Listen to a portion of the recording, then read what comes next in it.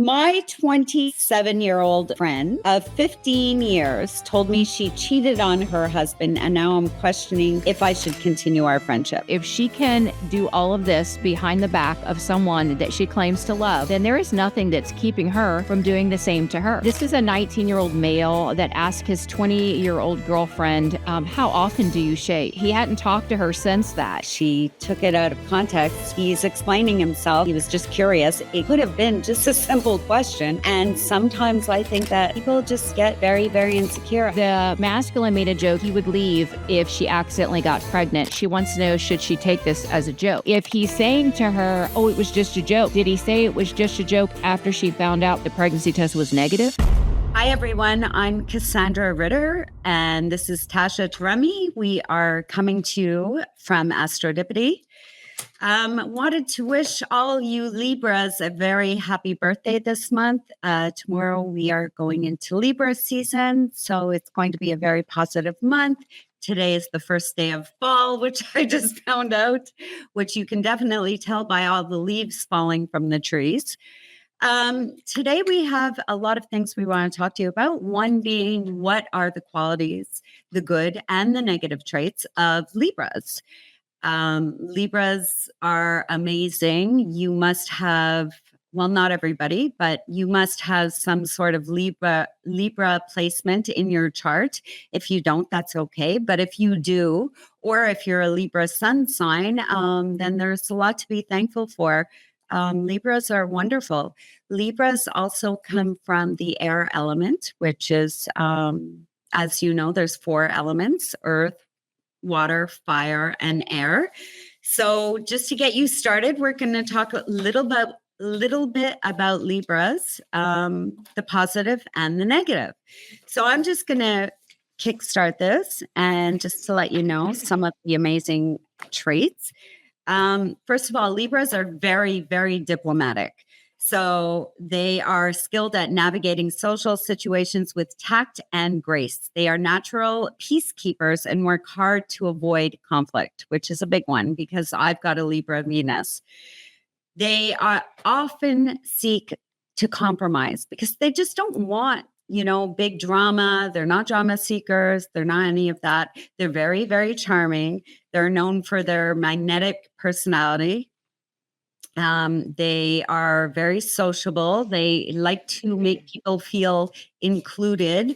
Very, very, very fair. They're all about justice.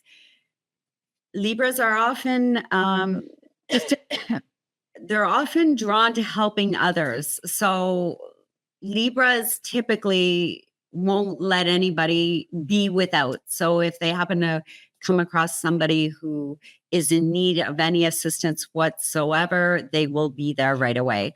They are very, very romantic. And the reason for that is because they're ruled by Venus, which is the planet of love and sensuality and beauty and things like that.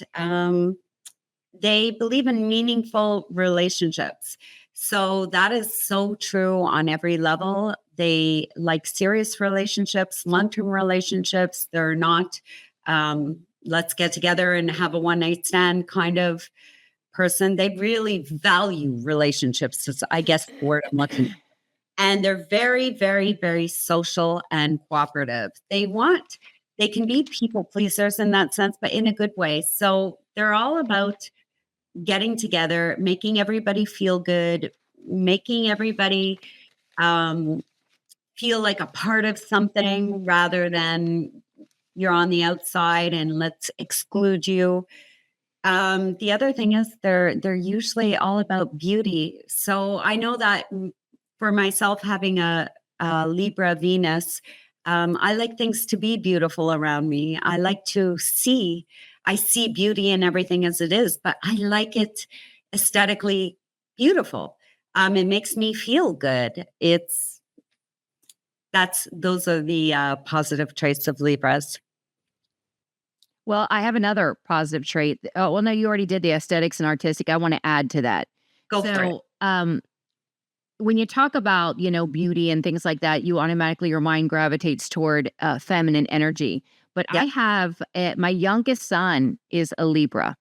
and he will be 18 in October. And how this fits into him is he loves to take pictures of the sky, beautiful sunsets, sunrises, any natural setting. So that also relates to masculine energies. I just want to throw that out there. And that's how it relates to him. So I'm going to talk about the negative aspects of Libra. So buckle up. All right. So they can be indecisive. Due to their desire to weigh all options and consider multiple perspectives, Libras can struggle with indecision. They may take time to make choices as far as they fear making the wrong one. So because they're air, they overthink. They're analytical. So they're constantly weighing over their options and decisions to make sure that they have examined it from every angle. So that can be a negative, although I believe it could be a positive as well. I want to weigh in on this because it is a true statement. Absolutely true. I have Libra and Venus, and when I go to a restaurant, I have trouble deciding between salads. So it's hysterical. Everybody, makes little jokes about it, and they find it very endearing. But when it comes to big decisions, we struggle. We can struggle because of that. Right. Because like a Virgo, a Libra is all about thoughts, right? Mm-hmm. Right.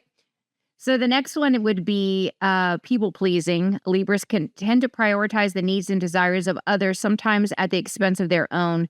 This can make them prone to people pleasing. And that goes back to wanting to make sure everyone gets what they need.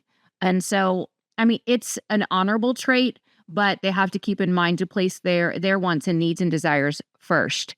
You don't want to overgive. And so that definitely can lead to overgiving. People pleasing can.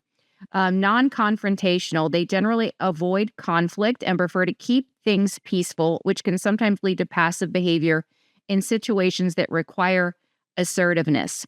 My son also is this way. He does not like drama. He will avoid anyone that likes to gossip. Anyone that brings drama, he is not interested. So to me, smart boy.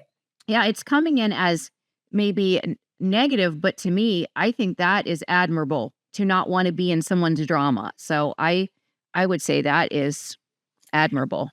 Yeah, but also on that, when it comes to relationships, for some reason, because we want everything to stay calm and okay and make the other person happy, we tend not to speak up.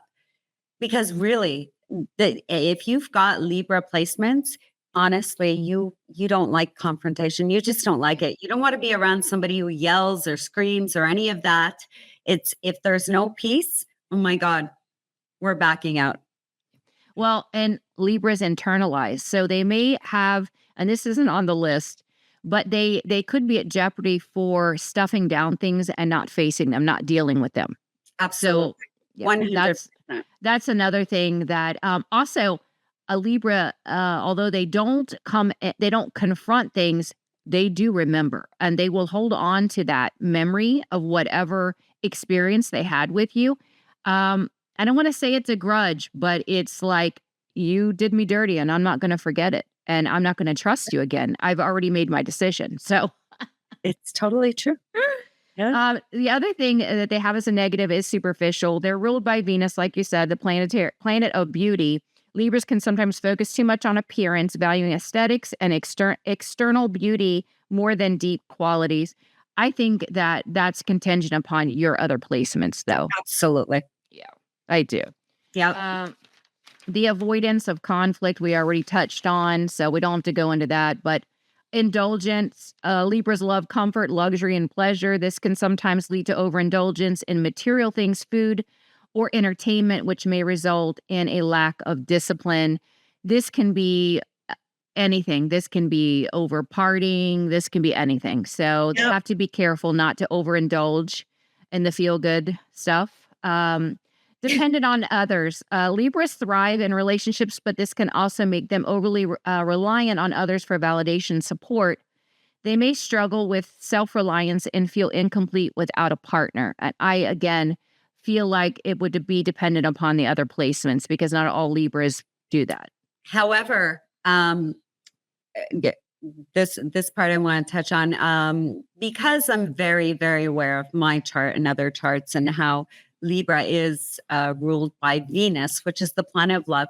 Libras really are about balance and the scales, obviously. And they do better. They are more successful. They seem to thrive in a relationship as opposed to being alone. It's one thing very, very known when it comes to Libras, because they're about two, not one, which is a big thing. You see a lot of people with Libra placements, and they love connection. We love connection and intimacy and things like that, and sharing with someone. So, yeah. So the next one is passive aggressive. Because they try to avoid confrontation, they can come off as being very passive aggressive instead of addressing the issue directly. So I feel like that is the case in an attempt to not have a big blow up. But I will say that when a Libra gets to their breaking point, they have a very sharp tongue. If you push them to the point where they have to defend, they will. Yeah, well, I think that's on the other placements as well, because I know from personal, only because my Libra's in Venus, that my choice, this is something I'm working on, by the way, because my Virgo side wants to cut someone off, period. When I'm done, I'm done. And trust me, I'm done. But my Libra side, I get extremely quiet. Because you don't want to make it worse for some reason. And that's the downside to being that Libra who wants to make everything fair, because sometimes you're not taking care of you then at all. You're making the other person happy by not saying, no, I don't like this, or I'm not okay with this, or this is the way it is, or this is the way I'm feeling, because Libras don't share feelings. No. But they definitely, would rather just be silent than say the way it is. Complete silence. So that leads to the manipulative. So they can be, in their quest to maintain peace and balance, Libras may use manipulation to get their way without causing direct conflict. This can come across as being disingenuous. So in an attempt to avoid conflict, they can manipulate the situation. And I don't think that it's not necessarily coming from a bad place, but that's just their way of handling things. Right. Overly idealistic. Libras often have an idealistic view of the world and relationships, which can lead to disappointment when reality doesn't match their expectations. So that's yes. Yeah. If I could change my Venus, I would. It's such a big part of my chart. My whole chart is ruled by Venus. It really is. They can also come off as being lazy. Though they work hard when they're motivated, Libras can also be prone to procrastination and laziness, especially when tasks seem difficult or unpleasant. These negative traits don't define Libras, but can surface if they are not mindful of balancing their strength and self-awareness and assertiveness. So what I feel like is, if a Libra, who is a very analytical sign, is not invested in what they are needing to put work into, then they procrastinate because they're not into it. They just don't feel like doing it. Yeah. So, and they won't say that either. They keep it inside because it's all thoughts, right? It's not feeling. Right. Right. So we have some emails today that we want to share with you guys. This would be if for anybody listening to the Astro Divas, which we are. Don't forget that you can send an email to astrodivas@astrodipity.com at any point if you want advice, or you want to share your thoughts, or you want to be on our podcast. Any of the above would do. So just to get into talking about these emails, because they're quite interesting, I'm just going to share the first one. So I'm a female.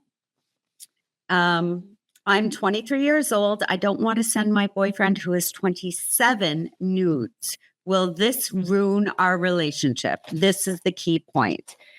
So my boyfriend and I went long distance a month ago. It's been okay for the most part since we talk every day. The problem arose when he started asking for nudes. I'm very self-conscious with my body and I hate every picture I took. I told him I don't want to send any pictures yet, and maybe I will in the future. It's been coming up more often in the past few days, and honestly, it's making me want to do it even less. I sent him pics wearing sexy clothes before, and in case it's important, we haven't had sex yet, nor has he seen me fully naked. The other day he asked, and I said, I'm not ready yet. To which he replied, I've been very understanding. What's that even supposed to mean? I don't want this to cause a fight between us. So what do I do? What would you do? Well, the first thing is she has set a boundary, and he is obviously pushing the limits of her boundary. So that is not being respectful. Right. So I would, for her, she's already discussed this with him, and he obviously is trying to put it back on her, saying, I've been understanding. So basically pressuring her. If it were me, I would say this is a hard no. And if this is what you need to have a healthy relationship, then I'm out. I hear you. For me, first of all, I know everybody's got their own thing and everybody's different. I've never done that, not into that whatsoever. I guess it's a Virgo thing where I'd be too worried that one day these pictures can come out or anything, but I know people do it. Lots of people do it. However, I totally agree with you. He's literally not respecting how she feels whatsoever. So I believe your name's Sarah. So Sarah, I would say to you, he's got zero respect for how you feel and what you want. And why are you even questioning this? To me, that would be a hard no. Yep. I'm not doing it. I'm not doing it. And if somebody is like that and that's what they value the most, that is, Yep. I agree. I would move on, and I don't see this relationship working with it being a long distance relationship, and he's pressuring and already pushing her limits and her boundaries, and they're not even having a face-to-face relationship. It's and they long haven't distance. had sex yet. Yeah. And at that point, you've got to wonder, is he asking anybody else? I'm sorry, my brain automatically goes there, but is he asking anybody else for pictures as well? You don't know. You haven't met them face to face. You can't possibly know that. Right. And you shouldn't trust that so quickly. Don't believe anybody. No, She comes to stuff like that. Yeah, you need to move on. Right. I'll just go on to the second one here and then you'll read your two. Okay. So friend who's a female of 15 years told me she cheated on her husband, and now I'm questioning if I should continue our friendship. So my friend casually brought up that she's been cheating on her husband. They've been married for just 6 months by sexting and attempting to have sex with another guy. Not only does she not sound remorseful about it, but she seems disappointed that the sex hasn't happened yet. She doesn't seem to view this as cheating, as they have only been sexting so far. And although despite attempts to have sex with him, it hasn't happened yet. I'm shocked at the casualness of her explaining this as if it was exciting. I've been best friends. I was at her bridal party with her for the last 15 years, and I never realized she was such a narcissistic person capable of betraying the one person she claims to love. It makes me wonder, if you can lie and hurt your life partner, what can you do to just your best friend? What are your thoughts? I think she's on the right path. I think she's awakening to this person that she never knew for 15 years. And I think that she needs to disconnect from her, because it's true. If she can do all of this behind the back of someone that she claims to love, then there is nothing that's keeping her from doing the same to her. Not only that, is that somebody you would trust around your loving partner?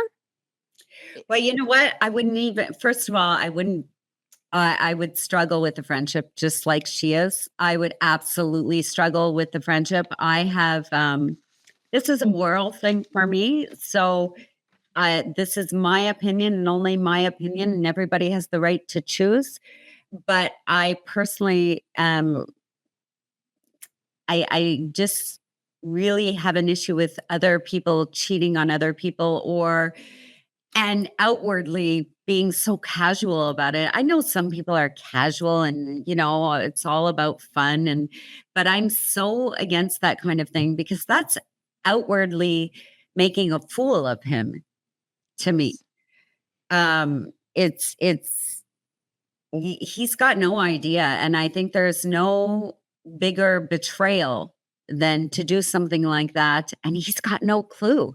Why would you want to be friends with somebody like that anyways? I mean, that's And why would you brag about it? I mean, she's got a distorted view on what is good and honorable, because for her to brag about that, that just is making her look horrible. well, I agree with her. You know what? If she is doing things like this behind his back, she's got to wonder. Yes, I would wonder. I wouldn't trust a friend like that. My trust No, is broken. I So wouldn't you either. wouldn't be in my life. You just wouldn't be. But what I would say to her is you need to confront your friend, and you need to let your friend know exactly how you feel about her behavior and say, this is exactly why I can no longer be friends with you. She needs to know the truth. I would have an honest conversation, speak the truth to her. There's a lot of people out there though that don't think there's anything wrong with that, sexting somebody or just having emotional conversations over the internet or things like that. For a lot of people it's fun and games and it's not a big deal. To me it's a huge deal. Huge. That's why the divorce rate's so high. You're right. That's You're why. absolutely right. You're People are totally confused about what commitment and devotion and what that looks like. So that's why we have so many failed marriages, failed relationships, because people are distorted in their view. It's like the world has gone crazy. no. You're absolutely right. It's a shame. It is. Take It the is a next shame. two. Yeah. So this is a 19-year-old male that asked his 20-year-old girlfriend, how often do you shave? And he hadn't talked to her since that. So it says him and his girlfriend, had been together for around 6 months, and they were very comfortable together, and they do have relations 3 to 4 times a week. Yesterday they were laying down and he asked her, how often do you shave? And her reaction was terribly surprising. She started crying and saying things about her previous relationship that he wasn't able to understand. I tried to calm her down and explain myself more, and that I only asked out of curiosity, and I didn't intend on making her do anything. We haven't talked since she left my apartment yesterday. I tried to call her and text her. She seems to ignore me, and I'm trying to give her more space, but also I think I want to ask what she is thinking about, and is asking about what she meant. He wants to ask her what she meant about the previous relationship. Is that a good idea to ask that, or just let it flow away, as she never mentioned anything about it before? So here's what I think. I feel like this 20-year-old girlfriend was in a very toxic relationship with a very controlling and dominating masculine energy. I feel that she endured emotional abuse at the hands of her previous partner. This is a trigger for her when he questioned her about her personal care. This would lead me to believe that his girlfriend has not healed from this experience. And until she takes time to heal from this experience, she is going to continue to be triggered. And so I would recommend her healing. That's what I would recommend. Well, I have a different view of this because despite what she flew off the handle for, I feel like she took it out of context. He's explaining himself. He was just asking, he was just curious. It could have been just a simple question. And sometimes I think that people, especially when you're young and you're newly into relationships like this, people just get very, very insecure. I think it's very normal when young girls, um, 18, 19, 20, 21, 22, 23, maybe those ages in particular. I think a lot of girls are insecure today, not due to past relationships, even though that's what she's claiming, but just due to we've got social media, we've got celebrities, we've got to fit this image. I've got to compete with this girl in high school or this, woman in college or university. I feel that she might have really taken it to heart and it probably wasn't necessary. And yes, she explained, well, her ex-boyfriend did it. So you're probably right. She's definitely not healed from that. She's still young, but in all good fairness, it was just a question, how often do you shave? And sometimes we overanalyze and overthink all of these things and make it about our past relationships. And I don't think we should go there unless, this is a common thing. And we don't know that. It could have just been a question. And that would mean I would have said it's no shave September. I'm not shaving at all, honey. That's what I would have said. I'm not shaving at all. That's good. But I'm not 20. I've been around the block a few times, so I know how to respond to those type of statements. I'm putting myself in her shoes, just imagining if somebody asked me that. And even if I did have a boyfriend before that, how often do you shave? So we're intimate 3 to 4 times a week, consistent. Right now, I'm not 20, so it's not a big deal. But I could get a sense of how that would be. We are women, we are girls, we are feminine. I could see how that would make me maybe question, oh my gosh, does he think I'm not shaving often enough? Right. It would it would have been worse if he said, how often do you bathe? I think that would have been even worse. You're right.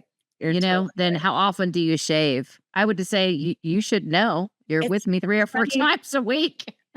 That's the difference, eh?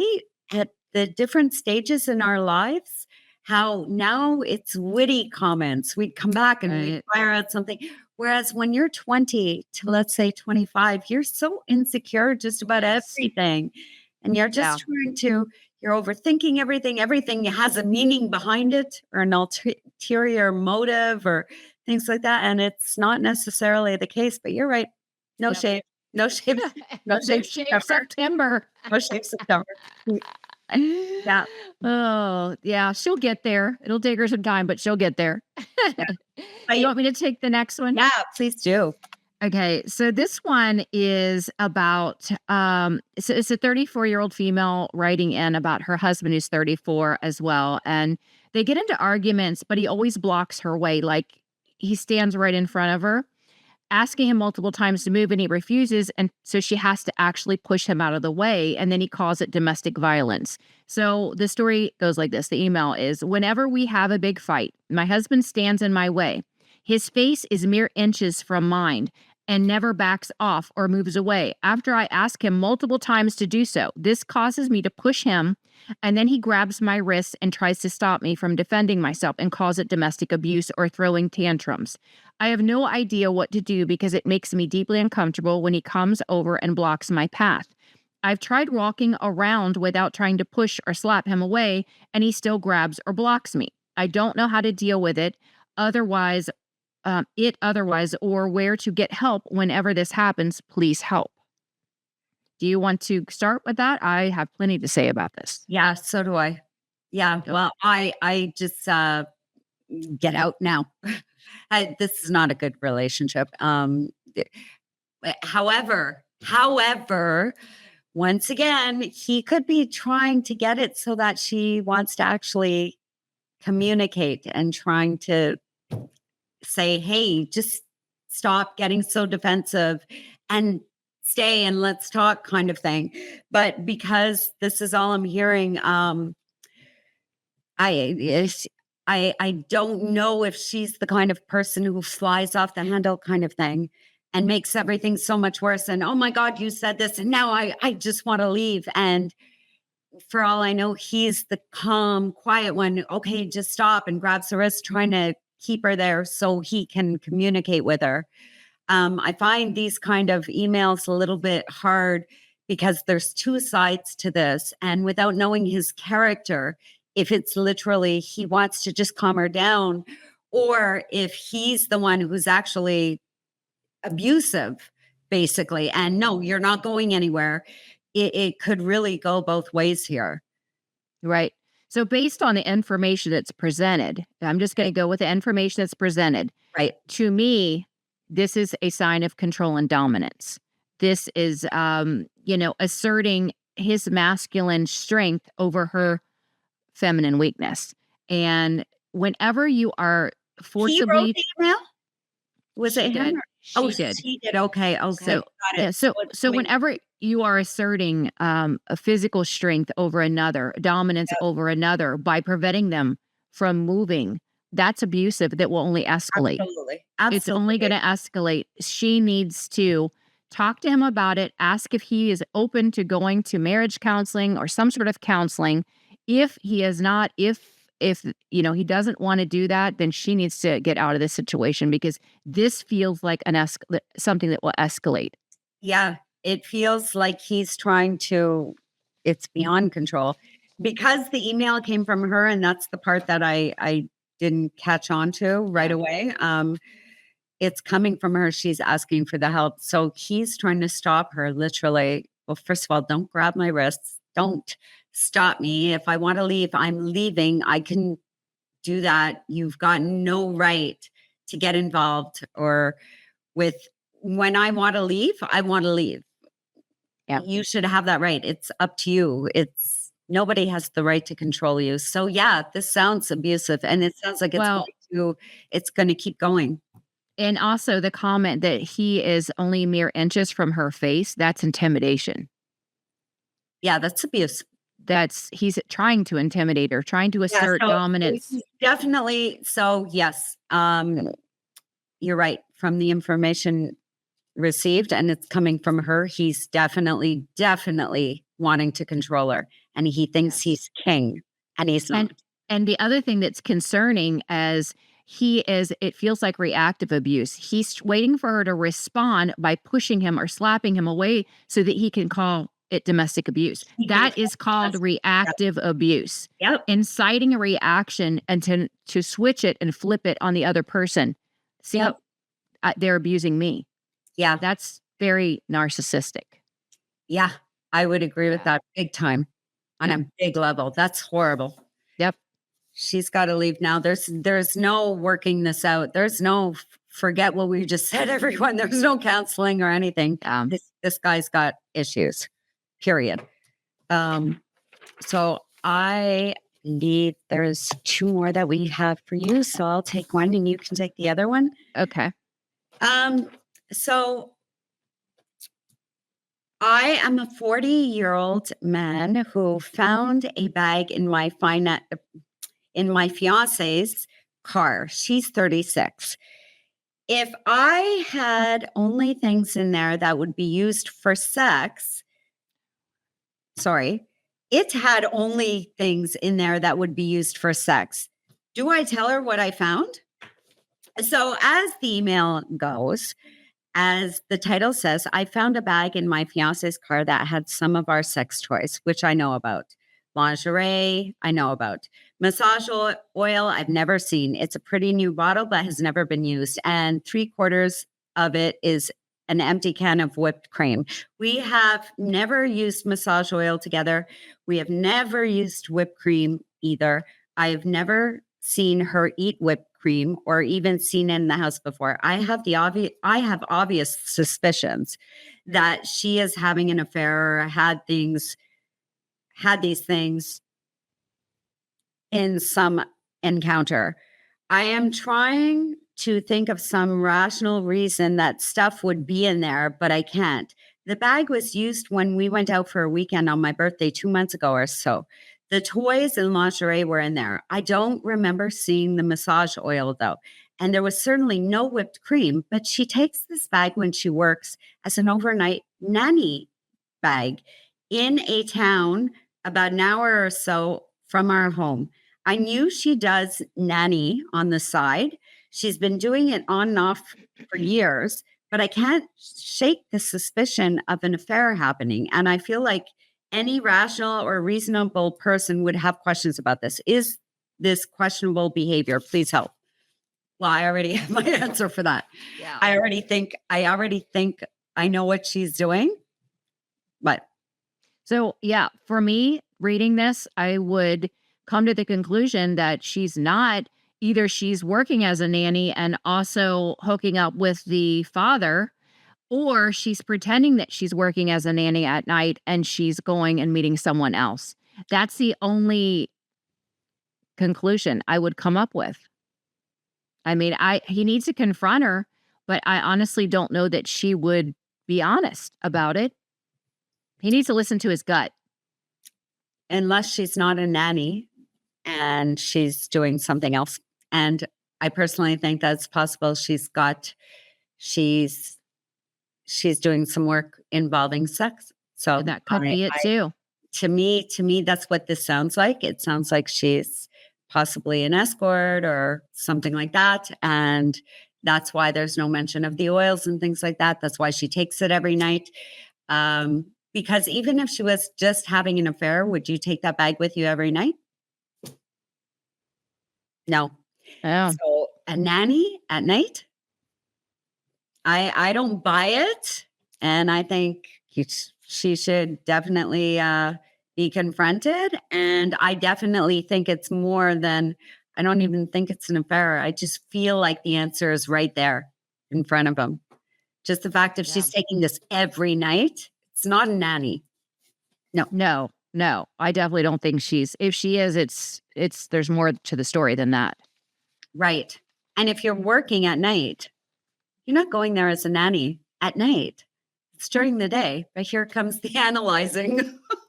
But automatically, I feel like she's got a different job that he doesn't know about. I think it's so much more than an affair.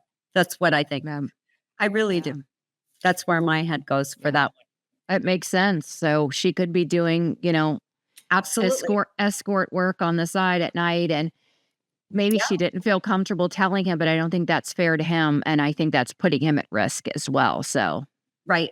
And he has the right to know the truth, because that's wonderful if they've got this intimate, and, I definitely think sexual things are important. And I think it's good to have a healthy sex life. And that's wonderful.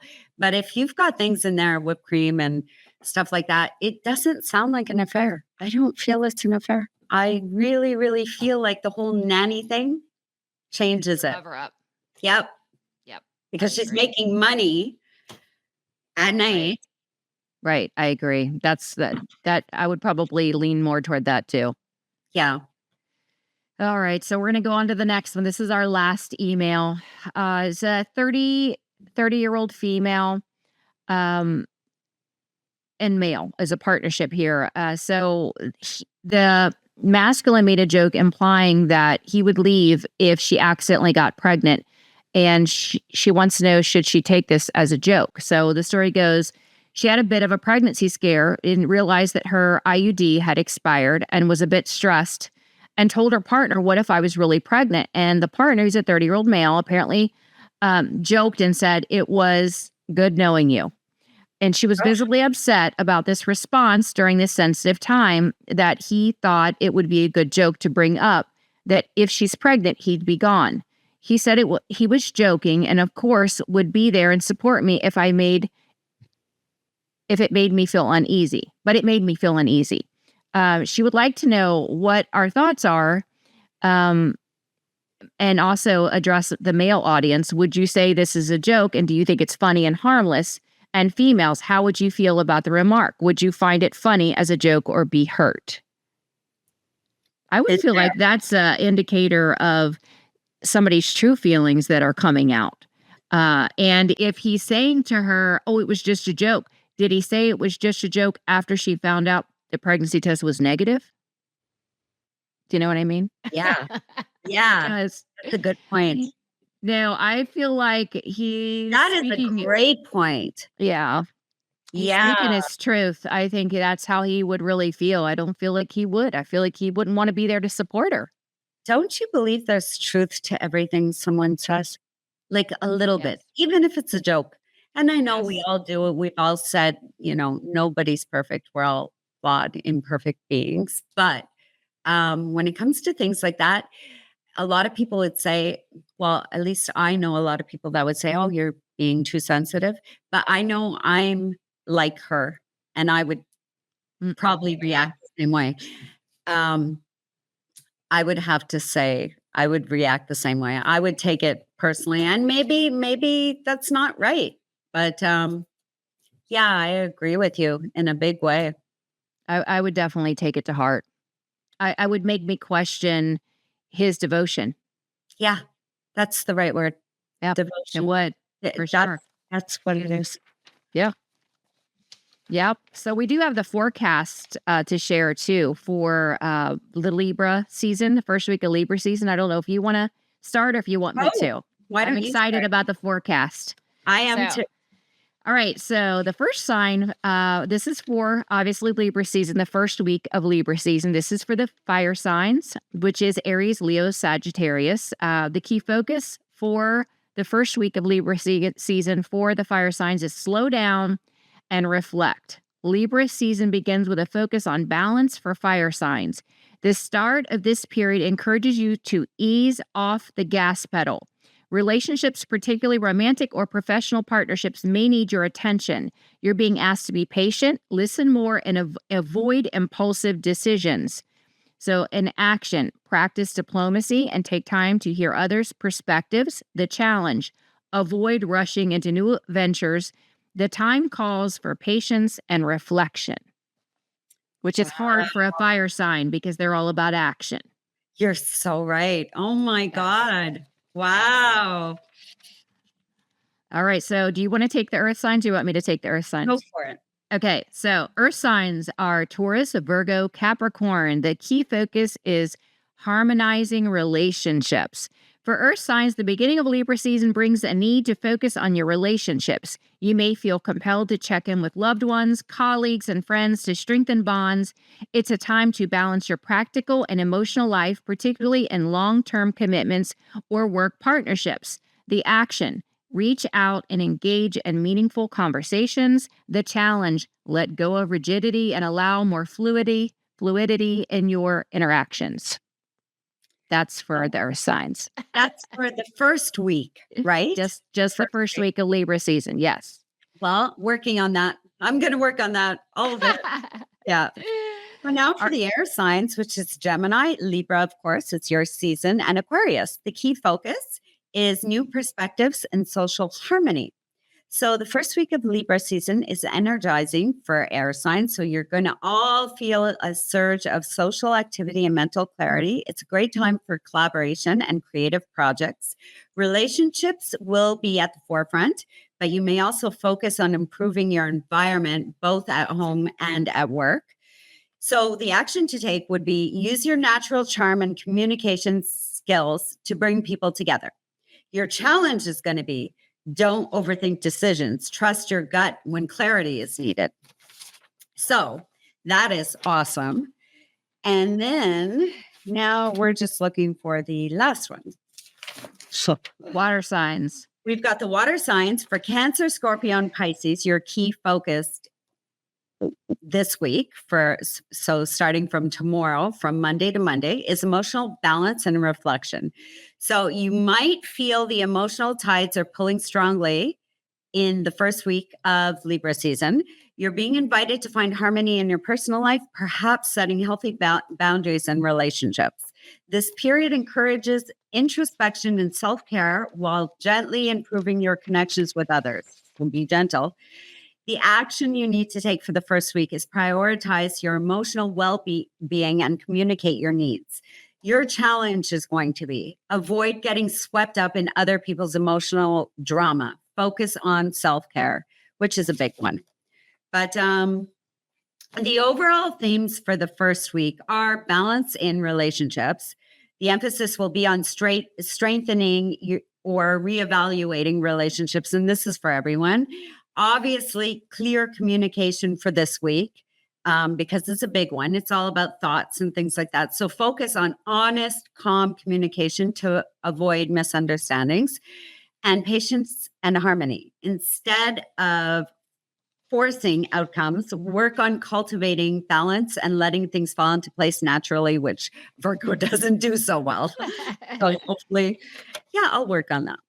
So it's all about collaborating and finding harmony in your life, especially in your relationships. So it's supposed to be a very, very positive week for all of us. I look forward to the changes. I definitely love the fact that fall is now here. I'm not looking forward to winter by any means. I think that has to do with the fact we're Virgos. I don't know, but I know that I was born in summer, and I don't know that that there isn't some truth to the day you're born, and that has something to do with what season you like. I think there is truth to it. So I think there is some truth to the fact that I was born in summer and I prefer summer, but we are going into fall, or we're in fall as of today. So we've got the beautiful colors to look forward to. Change is happening. The harvest is happening. Everything that you've done all this year should be coming to a forefront. And then we go into winter. Yep. I love fall. I prefer summer, but I do love fall. Right. Well, It's you nice. were, well, but you're in September anyways. You're right in between, right? So summer and fall are probably your seasons, I would imagine. They are my favorite seasons. Right. Yeah. And for me, I was in summer, so it's summer and only summer. Summer is the only season I believe in. That's why where you live is amazing. That's right. On that note, from both of us at Astro Divas, please remember to keep our email in mind, astrodivas at astrodipity.com. You can email us for our advice, our opinions. If you want to be on the podcast, we'd love to have you as a guest. And keep in mind that every Sunday, you're going to start seeing clips and little parts of our podcast, but our podcast always comes out on Sunday. And you can go to Astrodipity on YouTube and find us there. And you can expect that we'll always bring you your weekly forecast, as well as tips on whatever season we're in. So Libras, etc.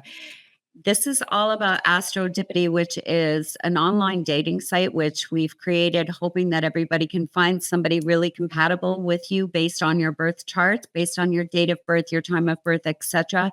You get to know about your sun, your moon, your Mars, your Venus, etc., and learn about things like this, like we're talking about today, Libra and their positive traits and their negative traits.